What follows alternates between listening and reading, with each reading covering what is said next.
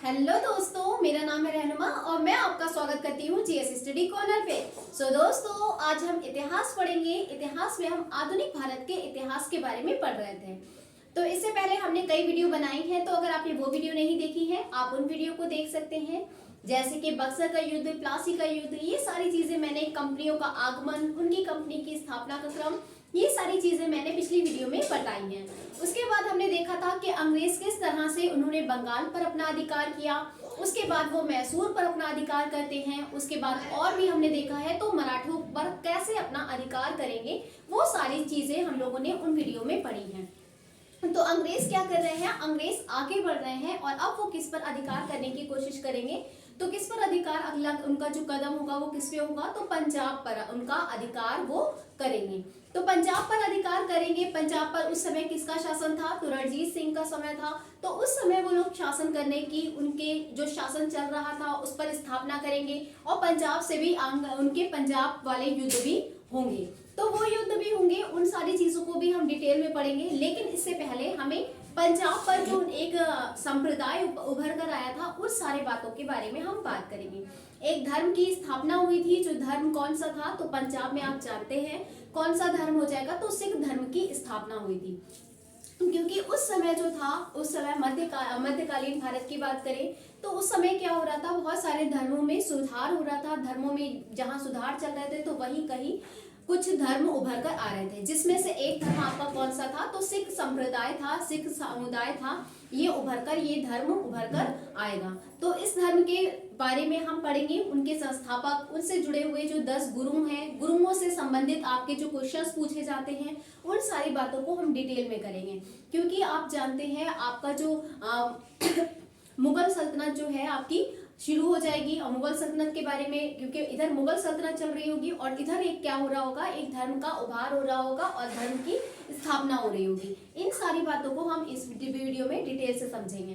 तो चलिए अब हम शुरुआत करते हैं। तो सबसे पहली चीज, पंजाब पर ब्रिटिश का आधिपत्य हम पढ़ रहे थे, उसी के अंतर्गत हमें पंजाबियों के बारे में पिछले यानी उनके इतिहास के, उनका जो पृष्ठभूमि है उसको समझना है। तो सबसे पहली चीज, जो उनके धर्म में सबसे पहले उनके धर्म की जो स्थापना हुई है, जो सिख धर्म की स्थापना हुई है, उसके संस्थापक के रूप में किसे जाना जाएगा, तो प्रथम गुरु कौन हो जाएंगे, गुरु नानक। एक बात हम पहले चीज समझ लेते हैं कि जो सिख धर्म है उसमें 10 गुरु आए हैं। जिस तरह से आपके जैन धर्म है जिस तरह से आपका जैन धर्म है उसमें कितने तीर्थंकर थे, 24 तीर्थंकर थे। इसी तरह से आपका जो सिख धर्म है, सिख संप्रदाय है, इसमें कितने होंगे, तो 10 गुरु आएंगे और 10 गुरु के बारे में पढ़ेंगे। 10 गुरु से रिलेटेड आपके कुछ 2-3 पॉइंट्स हैं जो आपके लिए इंपॉर्टेंट है, एग्जाम की दृष्टि से महत्वपूर्ण है, जो आपके एग्जाम्स में पूछे जाते हैं, उन पर बात कर रहे हैं। तो चलिए, तो गुरु नानक के बारे में हम बात करेंगे। गुरु नानक कैसे थे, तो अगर हम इनकी बात करें तो 1469 से 1539 तक है। अगर हम देखें तो 1469 से इनका जन्म कब होता है, 1469 में, और इनकी मृत्यु कब होगी, तो 1539 में इनकी मृत्यु होगी। तो इसी से संबंधित हमें कुछ पॉइंट्स पढ़ना है। तो सबसे पहले कौन, गुरु नानक होंगे, वो सिख धर्म के, सिख संप्रदाय के प्रथम गुरु के रूप में जाने जाएंगे। अगला इनके बारे में पढ़े तो प्रथम गुरु बनेंगे और साथ ही साथ सिख धर्म के संस्थापक के रूप में गुरु नानक को जाना जाएगा। आगे हम देखते हैं, इनके जन्म से संबंधित क्वेश्चन आ जाते हैं, तो जन्म को भी हम जानेंगे, क्योंकि इन्होंने एक बड़े धर्म की स्थापना करी थी। इनसे जन्म से बहुत सारे क्वेश्चन बन सकते हैं। तो पहली चीज, 15 अप्रैल 1469 को इनका जन्म हुआ था। कहाँ पर हुआ था, तो तलवंडी में हुआ था, नानकाबाद तलवंडी नानकाबाद में हुआ था, जो इस समय वो कहाँ पर स्थित है, पाकिस्तान में स्थित है। अगली बात करते हैं हम, इनकी मृत्यु कब हुई थी, तो 24 सितंबर 1539, 24 सितंबर 1539 में करतारपुर में इनकी मृत्यु हुई है। करतारपुर भी कहाँ स्थित है, तो पाकिस्तान के अंतर्गत आता है। चलिए आगे हम देखते हैं। तो इनसे सबसे इंपॉर्टेंट पॉइंट क्या है, तो लंगर की स्थापना करने वाला कौन था। लंगर की स्थापना, शुरुआत जो है, लंगर की शुरुआत, लंगर का प्रारंभ किसने किया है, तो गुरु नानक जी ने किया है। लंगर क्या हुआ करता था, लंगर वो होता था जो निःशुल्क भोजन हुआ करता था। उसकी स्थापना, उसकी शुरुआत करने वाला कौन है, तो प्रथम गुरु हो जाएंगे। प्रथम गुरु कौन, किस नाम से जाने जाते हैं, तो गुरु नानक के नाम से जाने जाते हैं। सिख धर्म की स्थापना किसने की, तो गुरु नानक जी ने सिख धर्म की स्थापना की। आगे हम बात करें तो पंगत और संगत की स्थापना भी की है। लंगर की प्रारंभ किया और पंगत और संगत की स्थापना की। पंगत और संगत क्या होता था, जहाँ पर कई लोग बैठते थे, एक साथ एक जगह पर बैठते थे, वहां पर चर्चा हुआ करती थी, बात हुआ करती थी, वहां उसी को क्या कह रहे हैं, पंगत और संगत। वहां पे एक साथ बैठा करते थे, फिर बाद में जो भोजन वोजन किया जाता था, फिर वो लंगर वही रूप जाके अगर के आगे क्या हो जाएगा, तो वही रूप आपका लंगर का नाम हो जाएगा। आगे चल के वो स्थायी बनाने वाला कोई और होगा। ठीक है, अभी चीजें हमें बस इतना पढ़ना है कि लंगर का प्रारंभ गुरु नानक जी ने किया है। पंगत और संगत की स्थापना किसने की है, तो गुरु नानक जी ने पंगत और संगत की स्थापना की थी। आगे हम देखेंगे तो कुछ पॉइंट्स और बन जाते हैं आपके क्वेश्चंस में। अब जो क्वेश्चन का लेवल है वो अलग तरीके से पूछने लगे हैं, आपसे डायरेक्ट नहीं पूछते हैं कि ये चीज बताइए वो चीज बताइए। अब क्वेश्चन घुमा के पूछ लेते हैं। आपसे पूछ लिया गुरु नानक के बारे में, आपने सारी चीजें रट रखी है, लेकिन क्या पूछा आपसे कि गुरु नानक जो है किसके समकालीन है, तो किसके समकालीन है, बाबर और हुमायूं के समकालीन भी हैं। तो प्रथम गुरु आपके कौन से हैं, गुरु नानक जी हैं। गुरु नानक किसके समकालीन थे, क्योंकि उस समय मुगल सल्तनत भी थी, तो मुगल सल्तनत में किसके समकालीन है, बाबर और हुमायूं दोनों के समकालीन गुरु नानक जी हैं। ठीक है, अब हम आगे पॉइंट चलते हैं। गुरु अंगद, क्योंकि गुरु नानक के बाद में दूसरे गुरु के रूप में कौन बनाया जाता है, तो गुरु अंगद को दूसरे गुरु के रूप में चुना जाता है। दूसरे गुरु के सन अगर हम देखें तो 1539 से 52 तक इनका जो समय काल रहेगा वो इतना रहेगा। अब हम चलते हैं तो गुरु अंगद कौन थे, सबसे पहली बात ये दूसरे गुरु थे, द्वितीय गुरु के नाम से जाने जाएंगे। उसके बाद में लंगर को जो शुरुआत किसने की थी, लंगर की शुरुआत गुरु नानक जी ने की थी, लेकिन इसको स्थायी रूप देने वाला कौन था, तो स्थायी रूप देने वाले गुरु अंगद जी थे। तो ये चीज आप ध्यान रख सकते हैं। उसके बाद इनका पुराना नाम या इनका प्रारंभिक नाम अगर गुरु अंगद की बात करें तो इनका प्रारंभिक नाम क्या हो जाएगा, लहना। लहना इनको नाम से जाना जाता था, इनका प्रारंभिक नाम था। अब हम आगे देखते हैं, अमरदास की बात करेंगे। इनसे बहुत ज्यादा इंपॉर्टेंट, हाँ एक इनका बहुत ही ज्यादा इंपॉर्टेंट पॉइंट रह गया, गुरुमुखी लिपि के जनक किसे कहा जाता है, तो गुरुमुखी लिपि के जनक गुरु अंगद को कहा जाता है। ये सबसे इंपॉर्टेंट क्वेश्चन है आपके लिए, ये वाला कई दफा पूछा जा चुका है, तो आप याद रखेंगे। दूसरे गुरु कौन है, गुरु अंगद। लंगर को स्थायी बनाएंगे, लहना इनका प्रारंभिक नाम है, और गुरुमुखी लिपि के जनक कोई और नहीं जबकि गुरु अंगद ही है। ठीक है, अब हम अमरदास की बात करते हैं। तो अमरदास कौन है, अमरदास इनके तीसरे गुरु के रूप में जाने जाएंगे। तीसरे गुरु के रूप में कौन आएगा, तो अमरदास होंगे। अमरदास कौन है, तीसरे गुरु। अगला पॉइंट इनका, तो 22 गद्दियों की स्थापना करेंगे। 22 गद्दी की स्थापना करके ये अपना प्रशासन करना शुरू करेंगे। कहां पर करेंगे, तो गोविंदपुर में करना प्रारंभ करेंगे। ठीक है, अब हम आगे चलते हैं। तो इनका क्या था, इनके समय इनकी बेटी कौन थी, पुत्री बीबी भानु। इनकी पुत्री का नाम बीबी भानु था, और बीबी भानु और अमरदास के समय में कौन था, तो उस समय मुगल सल्तनत में कौन सा शासन कर रहा था, तो अकबर का शासन चल रहा था। अकबर का काल चल रहा था। तो अकबर क्या करेगा, अकबर इनसे बीबी भानु और अमरदास से मिलने के लिए वहां पर पहुंचेगा, उनसे मुलाकात करने के लिए गोविंदपुर पहुंचेगा। गोविंदपुर में बीबी भानु और अमरदास से मुलाकात होती है वहां पे, और तब ये अकबर क्या करता है, अकबर दान में क्या दे देता है, 500 बीघा जमीन इन्हें दान में दे देता है। 500 बीघा जमीन किसे देगा, तो बीबी भानु को दान में दे देगा, अकबर द्वारा इनके दे दी जाएगी। अगला अच्छा पॉइंट, इससे हमें ये चीज समझ में आती है, जब अकबर इनसे इनके समय में इनसे मिलने का गया था, तो अकबर किसके समकालीन है, अकबर इनके समकालीन है, ये चीज आप ध्यान रखेंगे।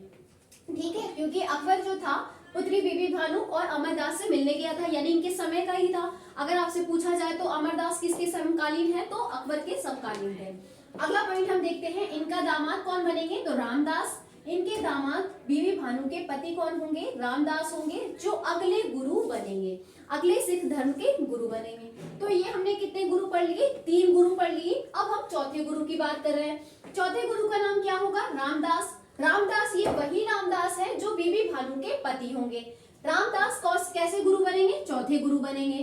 तो अमरदास के बाद कौन बन रहा है, रामदास। रामदास के चौथे गुरु हैं, और इनकी पत्नी कौन है, तो बीबी भानु है, जो किसकी बेटी है, अमरदास की बेटी है। अच्छा, अब बीबी भानु को क्या मिला हुआ है, बीबी भानु को हमने अभी देखा 500 बीघा जमीन मिली हुई है, किसने दान में दी है, अकबर ने दी है।